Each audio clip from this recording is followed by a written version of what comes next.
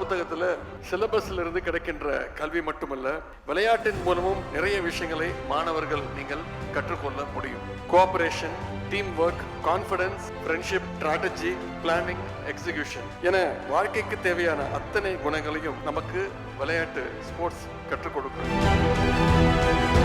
சாதாரணமாக பாட புத்தகத்தை மட்டும் படிக்கிற போது இதையெல்லாம் கற்றுக்கொள்ள முடியாது. எனவே படிப்பிலும் விளையாட்டிலும் ஈடுபடக்கூடிய மாணவர்கள் நீங்கள் எப்பொழுதுமே தனி சிறப்போடு இருப்பீங்க. கல்வியிலும் கவனத்தும் செலுத்த வேண்டும், அதே நேரத்தில் விளையாட்டிலும் உங்களுடைய கவனம் இருக்க வேண்டும்.